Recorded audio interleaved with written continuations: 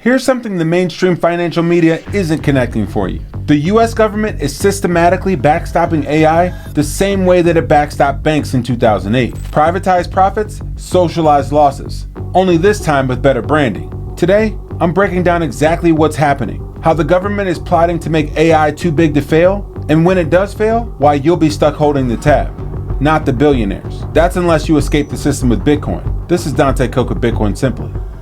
Let's go. There's so many people that watch our videos every single week, hundreds of thousands of views, that aren't subscribed to the channel. If you want to cut through the noise, get to the truth of the matter, and understand exactly what's happening on in the macroeconomy and Bitcoin, subscribe. We got you locked 7 days a week.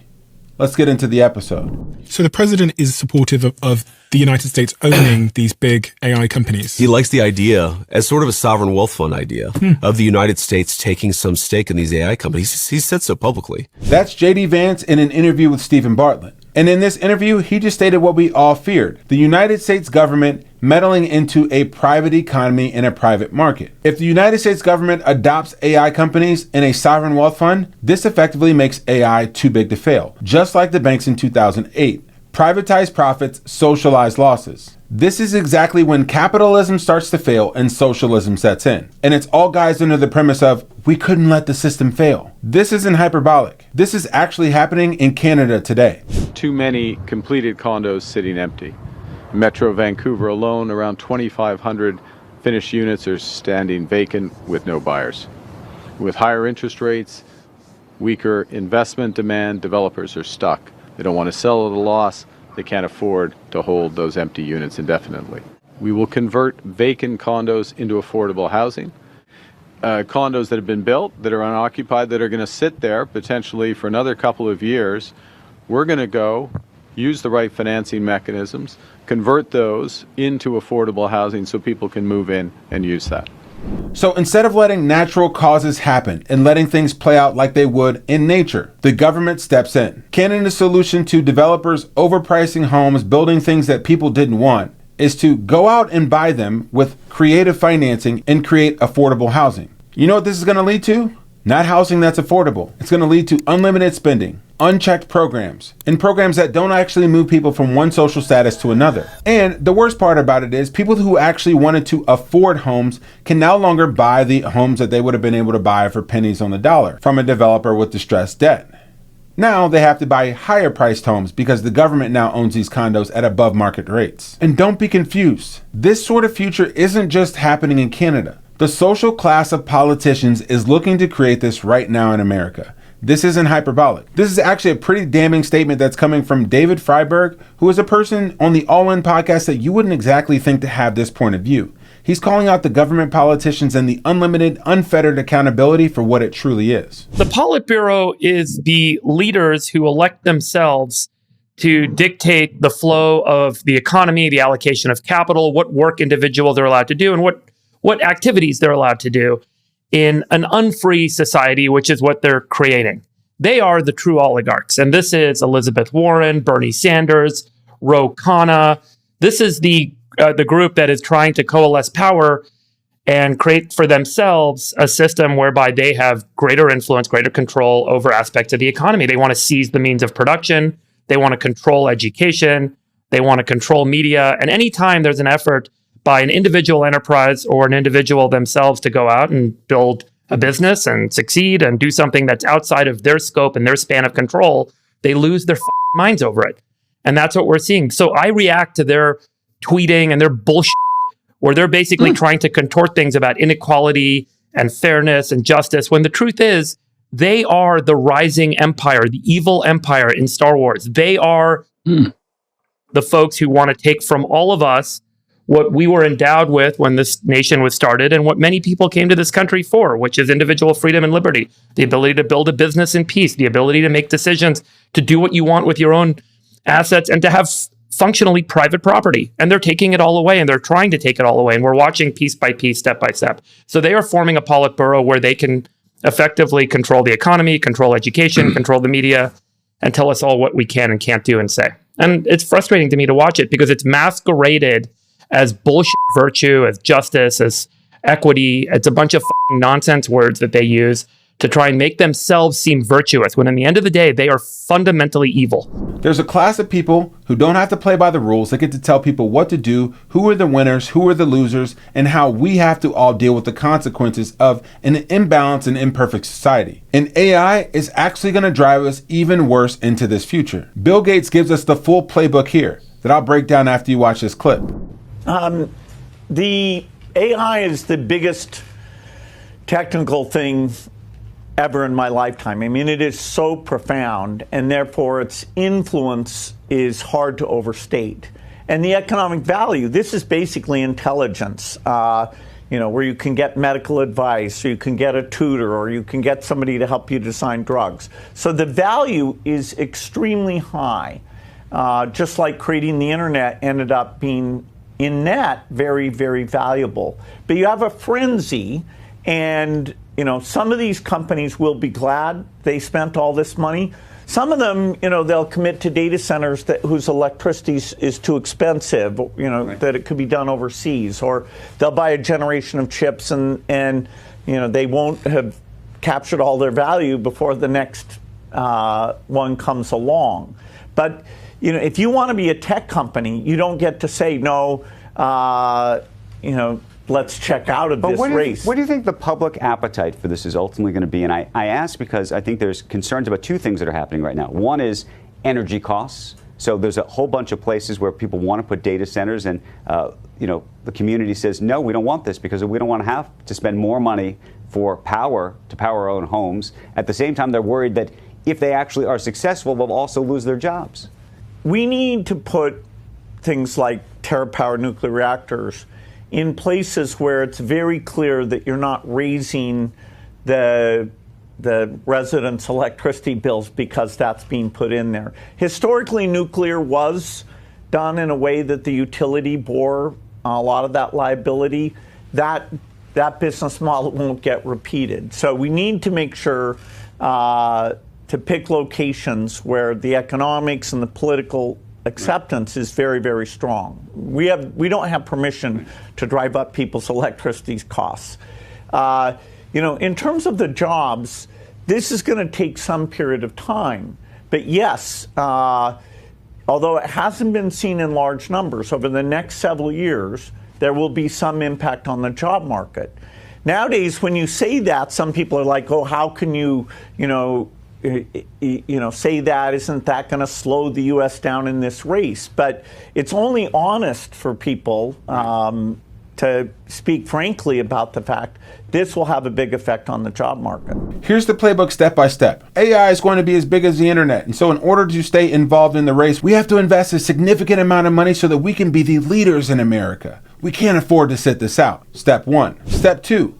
We need to invest into trillions of dollars of infrastructure that has to align with the investment thesis and the startups that I've already backed in this area. Things like tera-powered nuclear reactors. That will save us. And no, it's not going to make your electricity bill go up. We're going to just move into towns that already feel like this is a good idea. Newsflash, your electricity will go up. The energy infrastructure has to be subsidized by someone, and that's not the billionaires, as we've already seen. And the shocking admission of all of this entire clip is he says the quiet part out loud. This is going to have a major impact on jobs. That's the reality. But you'll get other billionaires out there, like Jeff Bezos, saying the exact opposite. That's because the premise of the AI future that he's looking to envision and to build, well, he needs the valuation of his company to go along with this AI play. Jeff, we're in I don't want to say perhaps a fraught moment. I mean, there's a lot of negative view of AI overall. A lot of it concerning job losses. Yeah. And when I listen to you and the productivity gains that conceivably could come about as a result of success, I do wonder, do we lose jobs as a result of this, given you're going to be taking the manufacturing process and sort of doing it in a very different way? No, I know there's a lot of concern in general about AI and job loss. I have a very different view. I think what's actually going to happen is we're going to have labor scarcity as a result. People are going to have to work hard. You said that with Andrew a few weeks ago when you talked to him. Why do you believe that? I know why people are pessimistic. They're pessimistic because a bunch of smart people are telling them to be pessimistic. But those people are wrong. This is going to be when you have productivity, and this could be very significant productivity in the economy. And that is going to raise the standard of living. So on one hand, we have a job loss scenario that Bill Gates is admitting. And on the other hand, we have a job shortage scenario that's playing out with Jeff Bezos' thesis. The problem is the valuation that these AI companies need, the amount of capital that needs to go into them, well, they require a growth thesis. And in order for the growth thesis to be true, AI has to displace and replace many jobs, unlimited energy and unlimited workers. But what happens when those $250,000 lawyers or white-collar jobs are wiped out? Well, then they default on their loans, they default on the mortgages, they default on the wealthy homes, and the debt system that's created on top of it collapses underneath of it. Both things can't be true. And the reason why I believe that we're in such a bubble, here's a crazy stat. There are 20 companies in the S&P 500 that have doubled this year, gone up more than 100%. 19 of them are AI and AI semiconductor related plays. Nothing to see here. And despite all this AI optimism, people are more pessimistic about the future and the future for their kids and future generations than ever. In 2019, 71% of them said that they don't believe that their kids are going to have a better future than them. That number today, 87%. In the middle class, that jumped from 66% to 82%.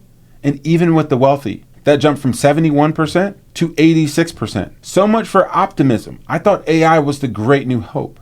People aren't feeling super hopeful out there. And people aren't feeling super hopeful in the fate of the United States and the United States dollar. What's happening right now in the macro geopolitical landscape is that people no longer have faith in the US system. They're no longer using dollars, especially when your biggest adversaries and enemies weaponize them. And that's why Bitcoin has a future. That's why Bitcoin is going to be adopted not just by your friends, but also by your enemies. You got to remember the reserve currencies changed every 80 or 100 years. You know, like it used to be the Portuguese escudo and the British pound. Yeah. And, you know, so I think no one's ever really lasted for more than, let's call it 100, 110 years. Yeah, so, you know, it's not... We're coming up on our time. Yeah, exactly. It's not inconceivable that the dollar will be supplanted. I think it'll take a decade or two, you know, so I don't think it's going to happen overnight. But you're starting to see it. The U.S. Having a strategic Bitcoin reserve. Wyoming has a strategic reserve as well. And then you're hearing other countries start to do it. The UAE and other countries in the Gulf are starting to do that. And I think the big one will be countries that are, and those, like the Gulf, they're all pegged to the US dollar. They're all very tightly in line with the United States. But the countries that are antagonistic to the United States, like China or Russia, I think it's inevitable that they'll ultimately put a good chunk of their reserves into Bitcoin. Because if you think about it, China has, I think, $1 trillion of U.S. treasuries. You know, Scott Bessing can just cancel that, right? Like, I mean, it was really pretty crazy to have your entire country's life savings in an asset that your potential adversary could literally just cancel. So I think within a decade, I'm not going to say it's going to happen overnight, countries like that will have started to save in Bitcoin and other cryptocurrencies. Do you want to have certainty in the assets that you own? Own things that even your enemies won't sell, and that's Bitcoin. You don't need to give up your sovereignty in your Bitcoin in order to have liquidity. Borrow against it. With no capital gains, you can get fiat in your account in less than 6 hours. Your Bitcoin is never rehypothecated, resold, or lent out. They never lost a single cent or sat of customer money, and they've been doing this since 2018. Tens of billions of dollars worth of these loans. Get started by using the link in the description. Never sell your Bitcoin. The Bitcoin Way will help you to take the next step in your Bitcoin journey. If you've been wondering, how do I go from just owning an ETF to buying on a Bitcoin-only exchange to then owning the keys myself? That's a big leap for a lot of people. But it doesn't have to be a fearful one if you get a coach from the Bitcoin Way. Members of their team will walk you through step-by-step exactly how this works and how you can become a sovereign individual. Go to thebitcoinway.com/partner/Dante Cook to get started. The $40 trillion in debt, the misallocation from U.S. government officials is never coming back. Governments are the greatest misallocators of human effort, labor, time, energy, and capital in the history of our species. The $40 trillion is gone. There's no growth to show for it. They pulled forward all of our kids, and our family, and our neighbors. They pulled forward all of our time, energy, effort, labor, work. And they lost it. It's gone. So the very simple question is, who's going to realize that loss? Straight up. There is no like AI can save that. That human effort is gone. Misallocated. This is why you take money out of the hands of the government, because no entity or central group or central planner should have the authority to misallocate human effort to that degree. That is an affront to dignity as a man. That is bullshit. And so that's the question. There is no AI saves it. Sure, can GDP outgrow the debt? Yeah, but in real terms, like the S&P 500, it's up in dollars, down in gold, down in Bitcoin.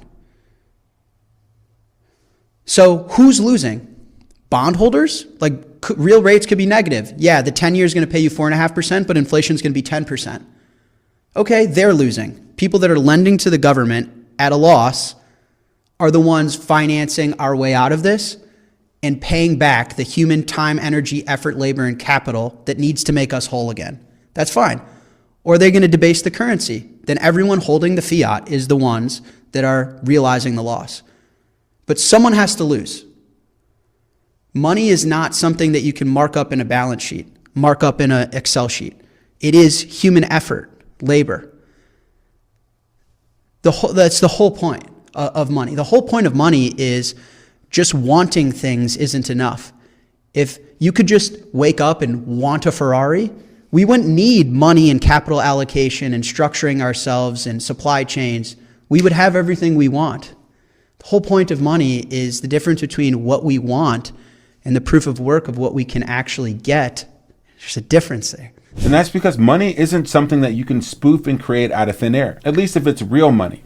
It's not paper wealth, because every single day, you and me and other hardworking people across the globe are going to convert our time, our energy, our thinking, our resources in exchange for dollars or money.